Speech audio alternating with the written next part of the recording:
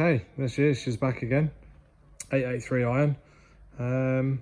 What we spoke about doing before was changing the exhaust, and that's become even more pertinent now, as this horrible wrap that was there, as you can see here, has just started to come off, and a quick repair job had to be done in order to get it over to the workshop. But it's safe to say all of that, as we think about doing some modifications as well, just to match up the holes here and the ones in the front mud guard as well, and it might look quite nice to have that in the covers for the exhaust. Not only that, as we've already got Screaming Eagle rear end, fully adjustable sports rear end, we've also got the front end to do, which is in this box. So we'll get that open and in, and as you can see there, we've got that to play with. Vance and Hines new FP4, so we can do some tuning with that. Obviously with the new exhaust on there, we're going to need to do that to make sure that she's running sweetly. Of course, we can have a proper good play. So without further ado, I'll crack on, get some progress along, and we'll come back to this later. Here it is, all changed up, much better. So they are the Vance and Hines big bore 2x2. Quite simple and easy to fit, nothing too taxing about it. 2 bolts up in the header, 2 bolts down there with a new bracket. Change the bracket, bolt everything together, make sure your O2 sensors are in, and covers, tighten them up once you've adjusted them all in place, and that's it. All of the work was getting the old crappy ones off. Oh dear, what a bodge job that was, but not anymore.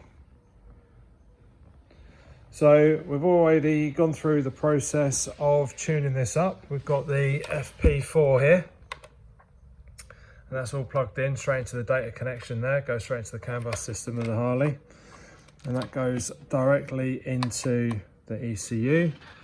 And once you've downloaded all of the bits and bobs that you need to onto your smartphone and any firmware updates for the FP4, you basically connect up to Vance and Hines directly, pull down the map for the different bits that you've got fitted, whether you've got high flow filter and what type of exhaust you have, and if there's been any cam changes in the engine, and you upload all of that information, and then it downloads for you the perfect map for your bike, and away you go.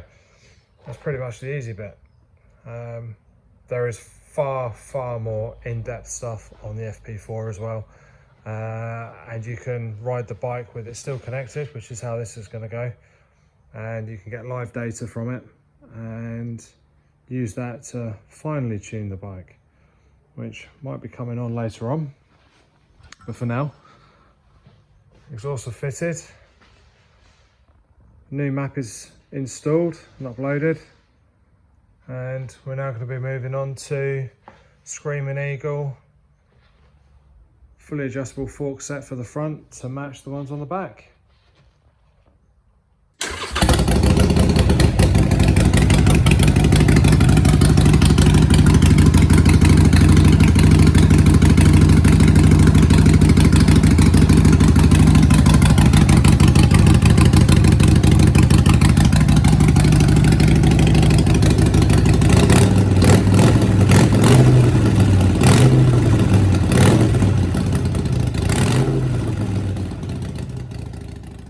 Things haven't quite gone to plan with the Harley.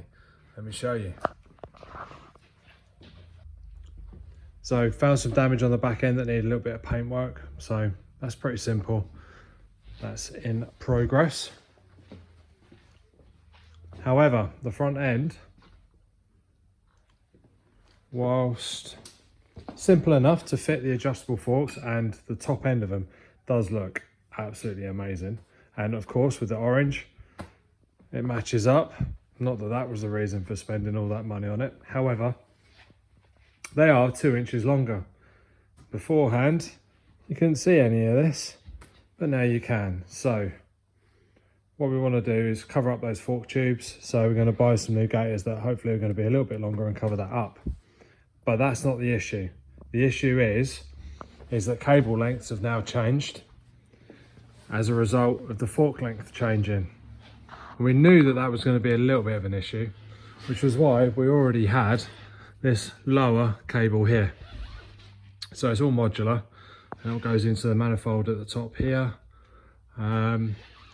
So we had one of those ready. It took 2 months to come in from the States because Harley didn't have one anywhere in the UK. So that got ordered and that arrived, and that's when we started the work.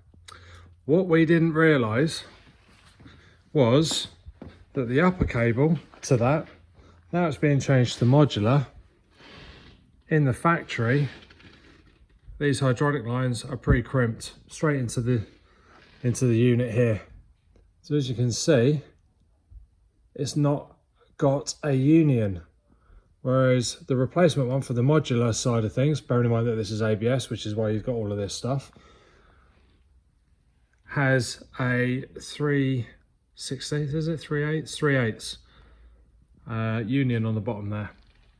Point is that nowhere in the UK has any stock of that, and it's on back order from the States.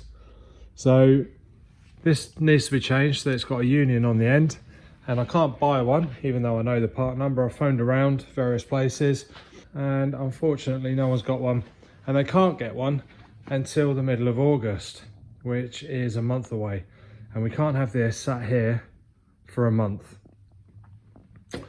So I've gone to Venhill and I have got one being made, which was less than half the price of the Harley one.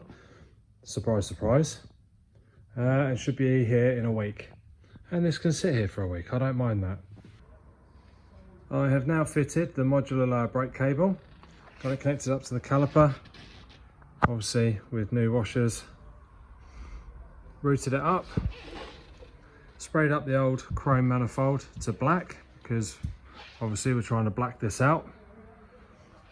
The new gaiters should be arriving tomorrow morning, so we can get those fitted, and they're going to cover up the rest of those fork tubes, so that'll be nice. And then connected onto the end of that union, we're going to have a brand new cable that has arrived in from Venhill. And you just go online, make up the cable how you want it, length, colours, unions that will go on each end, and obviously you know what they're going to be because of what you've got on each end of here. So I'm going to go ahead, get that fitted next, and then bleed all the brake system through.